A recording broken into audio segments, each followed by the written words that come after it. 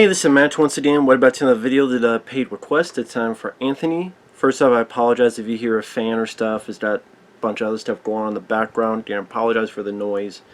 But Anthony sent in a paid request for those interested in requesting pretty much any type of videos as this moth flies by.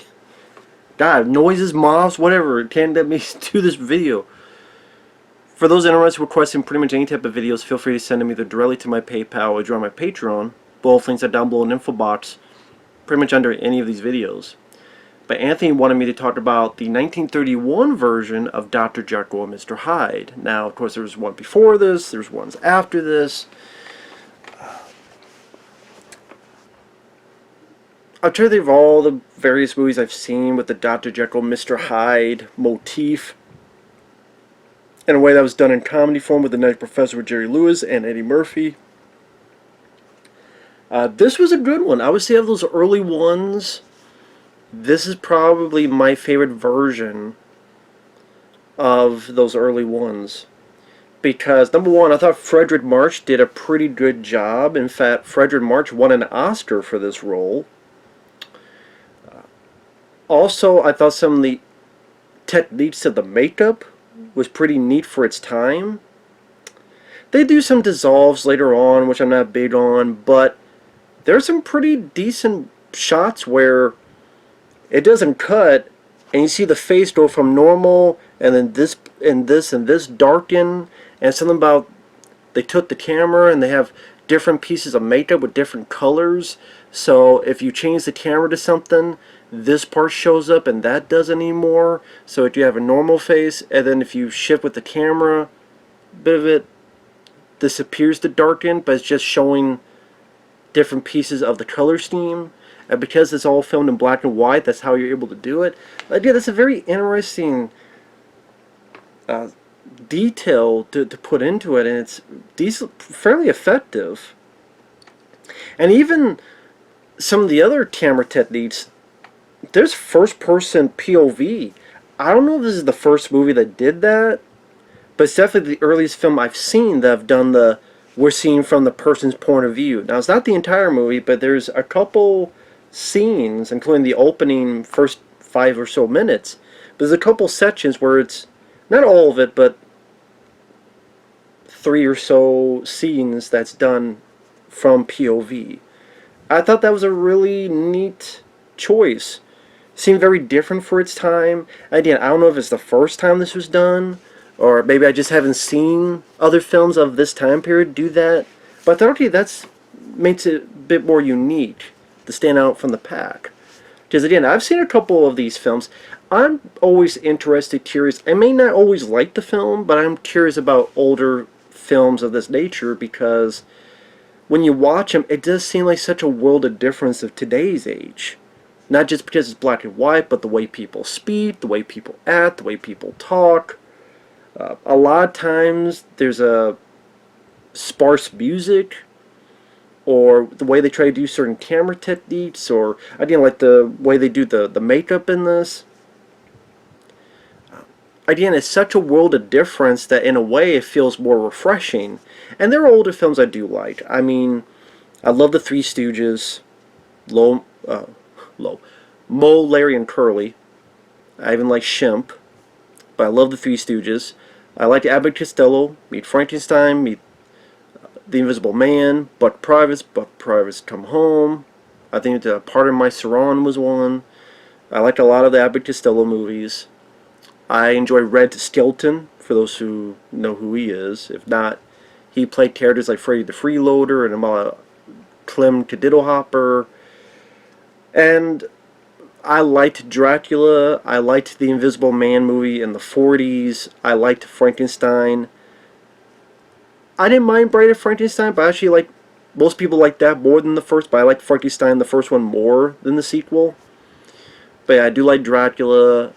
The Wolfman, eh. Same with the Creature from the Black Lagoon in the 50s, eh. From the 50s, I actually enjoyed The Thing from Another World a lot more. I enjoyed Them, the Big Killer Ant movie. But yeah, that's the 50s. But going before that, like I said, I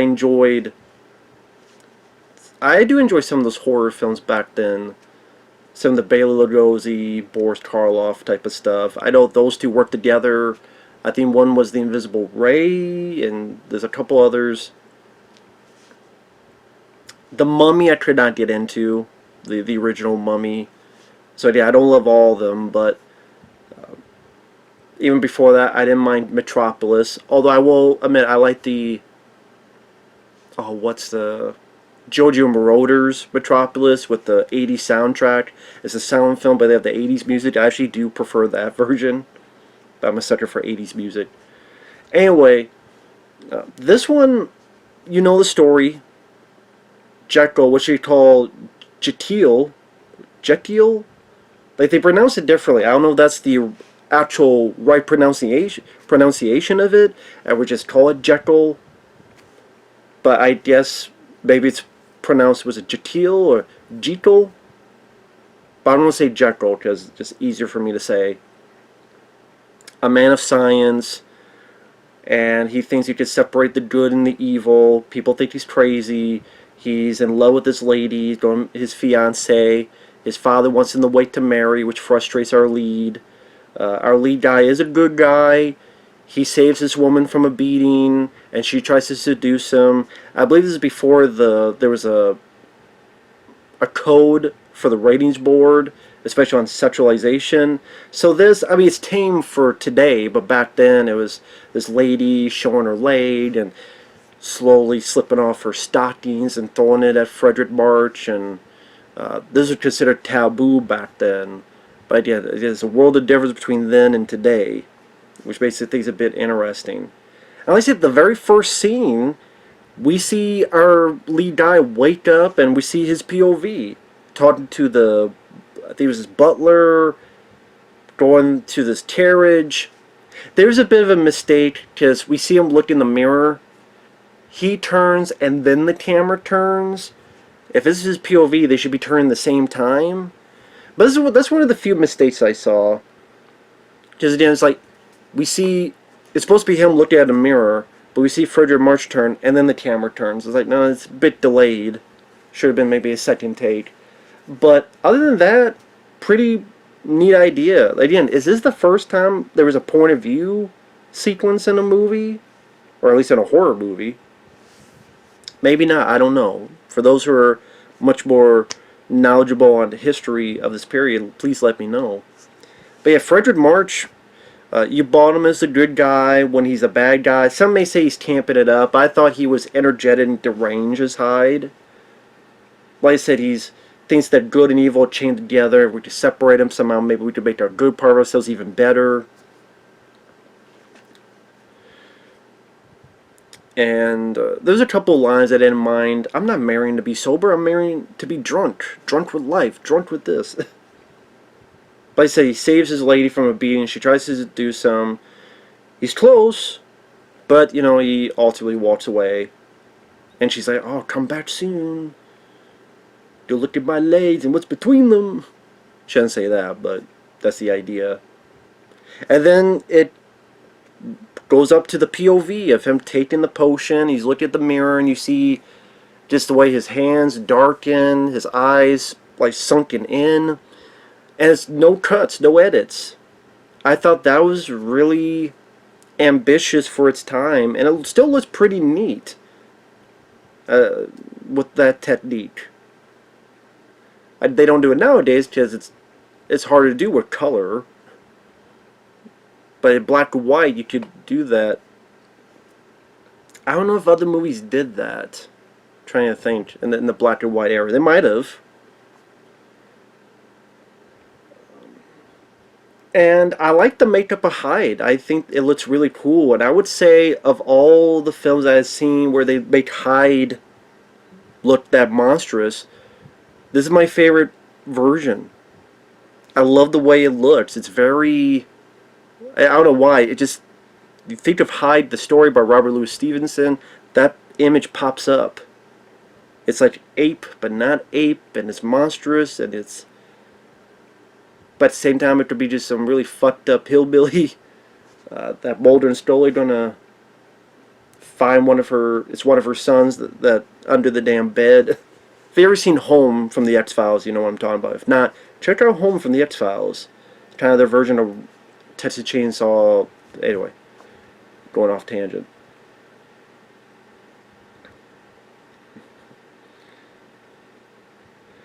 And like I said, when like Fredric March won the Oscar for this, and I just at the time, just how energetic, like I said, deranged he is as Hyde with the nice makeup. It's like he goes find that lady that Jekyll had saved, but of course she can't tell this is the same person. And that's the thing that I like that it's different enough so people would not go, wait a minute, you're Jekyll. Why wouldn't they know the difference? It's different enough, but at the same time it's played by the same person. And like I said, it's very solid makeup. I really like the design of it. And this is a guy that just manipulative, psychologically abusive, and you know, I hurt you because I love you. What I want, I get. If you don't hate me, then you love me, eh? Huh? Do you hate me? Say you hate me. Oh, you don't. You're not gonna say, huh? Well, if you don't hate me, then I guess you love me, huh? And I'm like, okay, this is pretty interesting, you know, good performance, and just this, like I said, manipulative, emotional abuse of a person. And then pretty much after that, Jekyll, I guess, does remember, feels guilty, sends money, and doesn't want to take the potion again. In fact, the lady finds out who gave her the money, and she goes to find him, and, oh, please, please protect me. And he's like, you're not going to see Hyde again, I guarantee it. And I thought the actor did a decent enough job playing the guilt on his face. Like, he doesn't want to tell anybody because he doesn't want to, you know. Number one, maybe people won't believe him. Well, does that,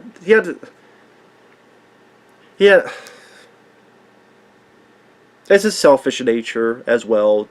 Can't really excuse that, but he feels bad though. You just see there's a guilt in his face of what happened, and he didn't want that to happen. And he's like, it's not going to happen again. You will not see Hyde again. I give you my word, and I never break my word. But he changes as kind of this nature, I don't know, kind of take it effect whether you say so or not. Like you open the box, the Pandora's box, and you can't put it back in. So now he changes even without taking the potion.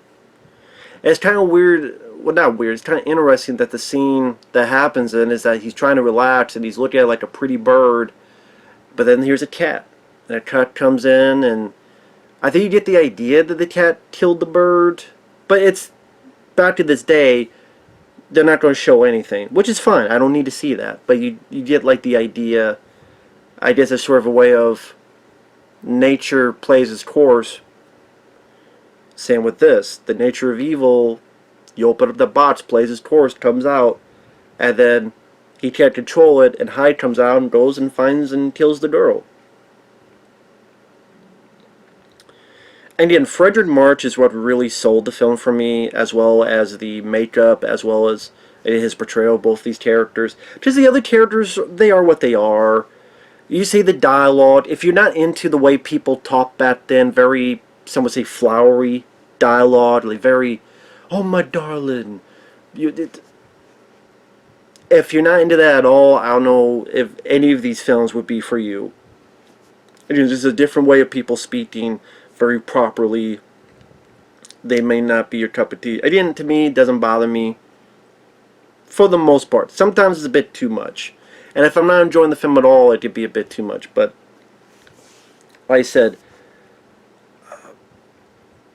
later on, they do try to do these quick dissolves, I guess, to do it faster. So he's like sitting there and dissolve as the face goes from Hyde back to him. They're just not nearly as effective as the stuff from earlier, but I guess it's like, well, we gotta do it quick here, and there's no other way to do it for 1931 possibilities. So it is what it is. Like I said, Fredric March, I thought, deserved the recognition he got. I liked a moment where he's praying, he's like, I trespass on your domain, I saw a light, but I did not know where it would lead me. I went further than man should go. Please help me. It doesn't feel goofy. It doesn't feel laughable. It doesn't feel forced. You tell there's a guy at his wit's end. He willingly breaks up with his fiancée because he doesn't want her in trouble. And then when he's changing again, near her, he's like, oh my God, please don't let me, God. Don't let me, God. Please save me, save me. And that's a line reading that could be hard to say without seeming goofy. I think Fredric March pulled it off the best anyone could. It's also interesting the lack of music, because a lot of times music, especially in this day, either it becomes forgettable or music can be used very well and very effective, and there's a list, a gluttony of movies and horror movies you can list that does it, whether it be Jaws, Halloween, and etc. But also, it's the opposite, where a lack of music can be effective as well if you do it right. And if you're not blaring your horns and telegraphing every scare scene, a lack of music can kind of make it where sometimes there were movies back then, in this day and age, where music would be very trumpets blaring, and maybe the music's fine to listen to or not, but it kind of makes it feel more like a movie. But the lack of music kind of helped with, I wouldn't say it was creepy, it wasn't, but it was so more on the performance and what's going on, and the trial, you know, him turning to Hyde and throwing people and running through the glass and trying to escape and then fighting all these cops. Like, it was big blaring music. Dun, dun, dun, dun, dun, dun, dun, dun, dun. But the lack of music kind of made it feel, it's weird to say more real, but more palatable. I don't know how else to explain it. And back then, when the monster's dead, the movie's over. They don't go on for 10, 15 minutes. This film is like 90-some minutes. Boom, in and out. Credits. You look at films, nowadays, you know, credits are 10 minutes long, 7 minutes long, 5 minutes long, depending on how big the movie is. No, credits are like 30 seconds long back in the day. Names, blah, blah, blah, done. Done like dinner. So I did like Dr. Jekyll and Mr. Hyde. Like I said, I did like the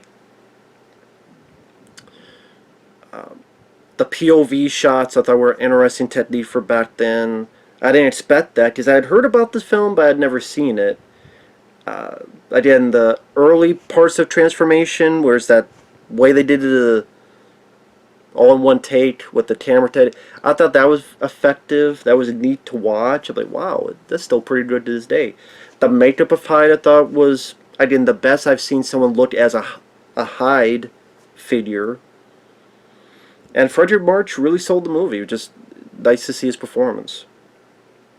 Again, if you're not into these old 30s movies, I don't know if it would change your mind, but I still think it was a pretty solid movie. And I'll take that over a lot of horror movies of today. I really would. So, thumbs up for me. With that said, thanks for watching. We'll see you guys later. Bye-bye.